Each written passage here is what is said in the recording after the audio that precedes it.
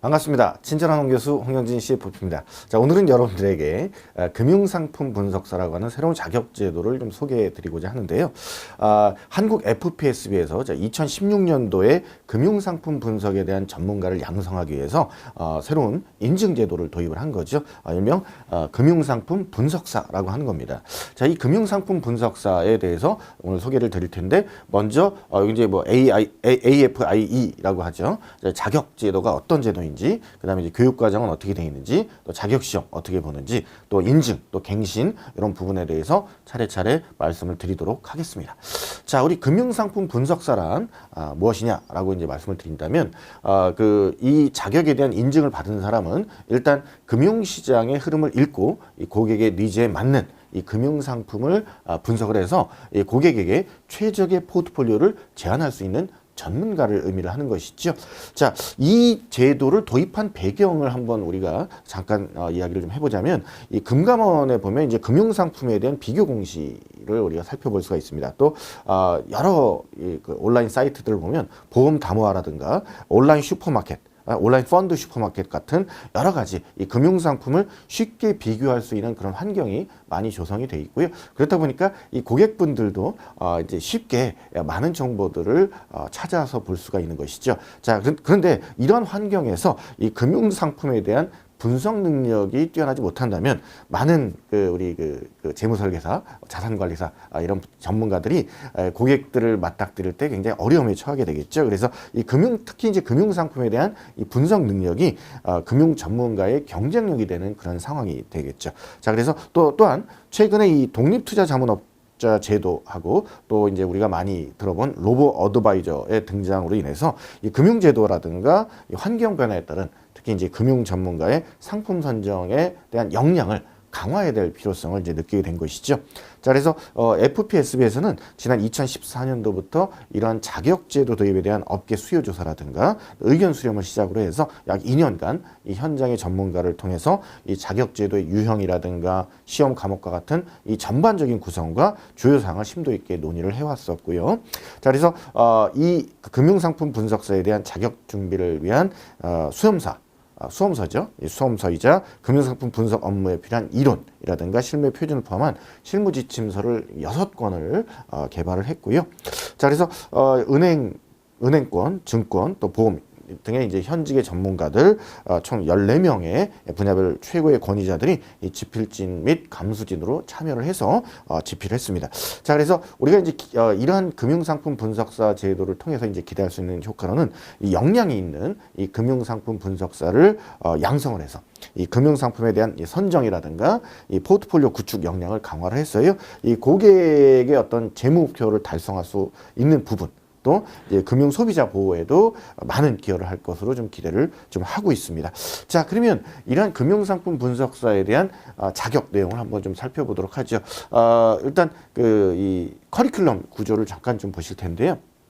3개의 파트로 좀 나눠볼 수가 있습니다. 그래서 먼저 첫 번째 파트는 시장 분석이죠. 그래서 이 금융시장에 대한 분석, 또 금융 소비자 보호와 관련된 어떤 윤리라든가 이런 부분들에 대해서 좀 학습을 하게 되고요. 자, 두 번째 파트는 가장 중요한 이제 상품의 분석이죠. 그래서 일단 기본적으로 이제 은행 상품에 해당이 되는 이 여수신 상품에 대한 분석, 또 이제 보험 상품 분석, 그다음에 연금 상품 분석, 또 금융 투자 상품에 대한 분석으로 구성이 되어 있습니다. 마지막으로 이제 이렇게 이제 학습을 한 다음에 세 번째 파트에 가서 이제 최적 포트폴리오 제안을 위한 금융 상품 포트폴리오 운영이라든가 투자 지침서에 대해서 학습을 하게 되는 것이죠.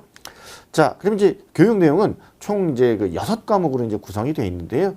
이 교육 과정은 이제 집합 교육도 받을 수 있고, 뭐 인터넷이나 우편 통신과 같은 원격 교육의 형태로 보통 제공이 되게 됩니다. 자, 교육 내용을 한번 좀 보도록 하시죠. 총 6과목으로 이제 구성이 되어 있는데요. 자, 6과목 중에 이 4과목이 필수 과목이고 2과목은 선택 과목입니다. 자, 그래서 기본적으로 총 5과목 이상을 수료를 하셔야 시험 볼 수 있는 자격이 주어지게 되는데요. 자, 먼저 필수 과목이 4과목이 있죠. 그렇죠? 자, 필수 과목 4과목을 잠깐 보시면 금융시장 분석이 이제 필수 첫 번째 과목이죠. 그래서 경제 흐름이라든가 금융시장 분석에 대한 내용, 또 금융소비자 보호를 위한 부분, 또 이제 판매 윤리와 관련된 내용을 좀 학습을 하게 되고요.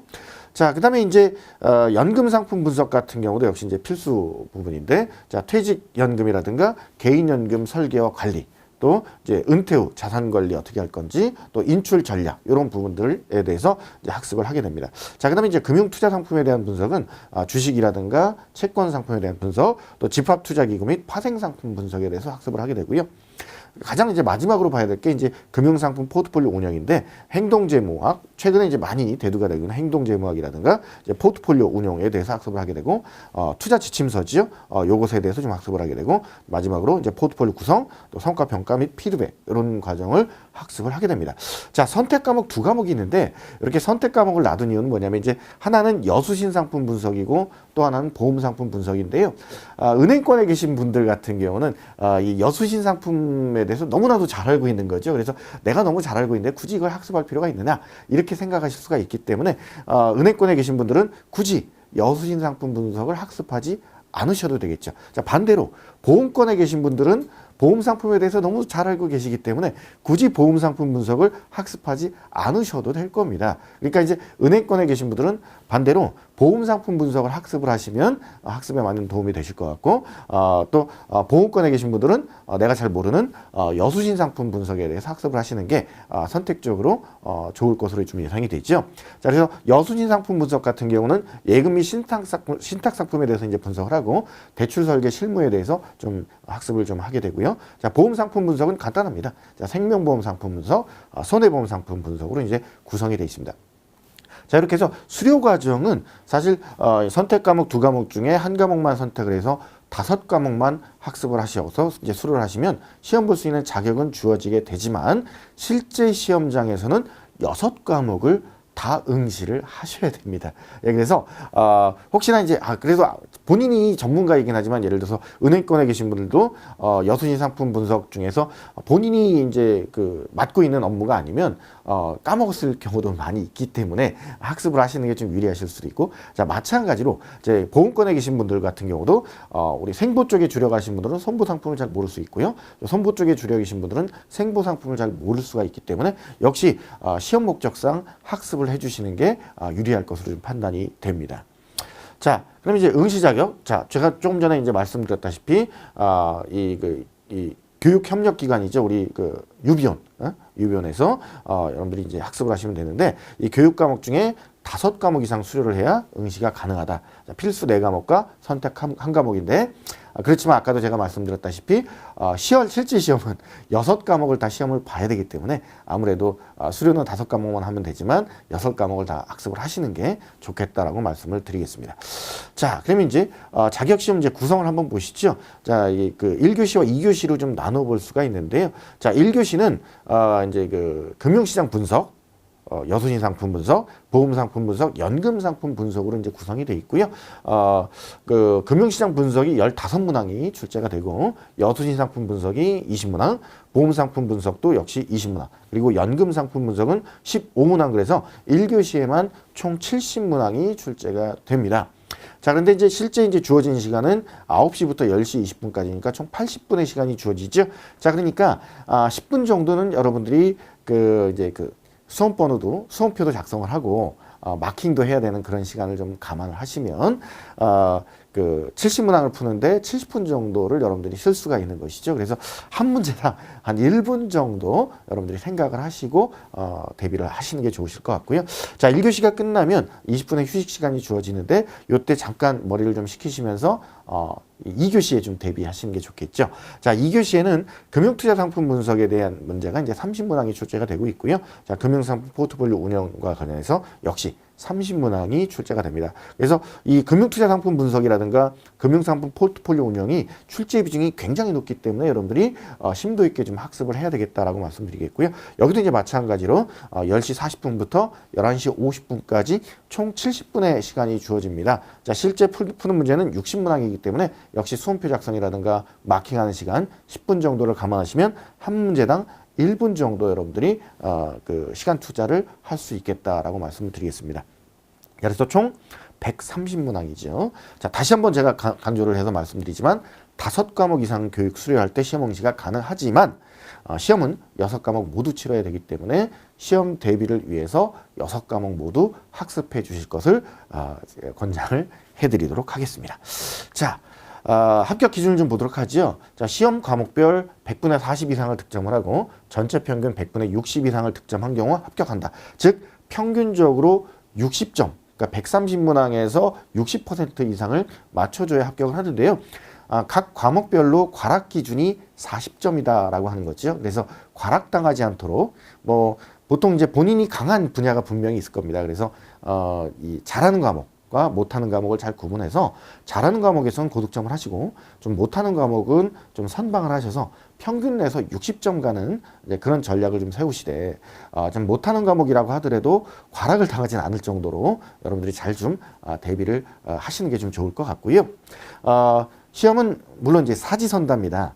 객관식 사지선다이기 때문에 여러분들이 아시다시피 총 130문항인데 1번, 2번, 3번, 4번의 보기는 각각 25%의 확률이죠. 그래서 정확하게 맞추지는 않겠지만 이 보기의 비중을 대략적으로 맞춥니다. 그래서 여러분들이 이제 학습을 하실 때는 내가 이제 아는 것과 모르는 것을 명확하게 잘 구분해서 학습을 하시되 시험 문제를 풀 때 내가 아는 것은 확실하게 정답을 맞춰주고 모르는 것은 찍어야 되겠죠. 그렇죠?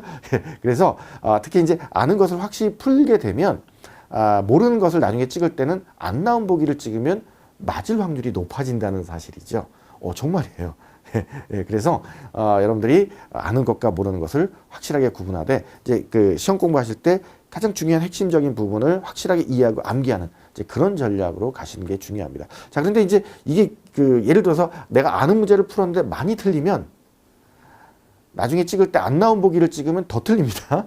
그래서 찍는 것도 실력이라는 그런 얘기가 있죠. 그래서 어찌됐건 내가 중요하고 핵심적인 문제 위주로 여러분들이 확실하게 이해하고 암기하는 전략 그렇게 세우셔서 학습을 하실 것을 권장해 드리도록 하겠고요.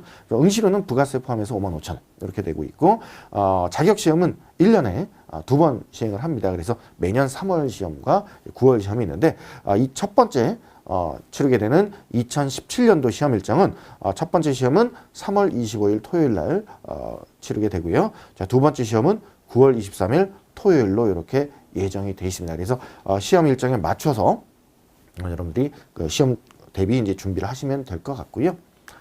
자, 처음에 이제 이 자격 시험에 합격하신 분들이 이제 인증 신청을 하게 되면 최초 인증이 되고 인증서가 발송이 되는데 인증비는 무료가 되겠습니다. 이제 공짜니까 우리 특히 이제 AFPK라든가 CFP 공부하신 분들 같은 경우 인증비 좀 부담이 될 정도로 좀 비싸잖아요. 금융상품 분석사 같은 경우 무료니까 시험과 관련해서 응시료만 여러분들이 이제 부담을 하시면 될 것 같고요. 자, 그다음에 이제 처음 인증을 받고 난 다음에는 매 2년마다 이 자격을 이제 갱신해야 됩니다. 그래서 갱신할 때는 다른 게 아니라 이제 고객 관련한 투자 지침서죠. 그래서 고객 IPS를 직접 작성을 해서 제출해서 심사를 통해서 갱신 여부를 결정한다는 점 이런 부분들 알아두시면 좋겠습니다. 자, 이렇게 해서 이 금융상품 분석사 과정에 대한 소개를 드렸는데요.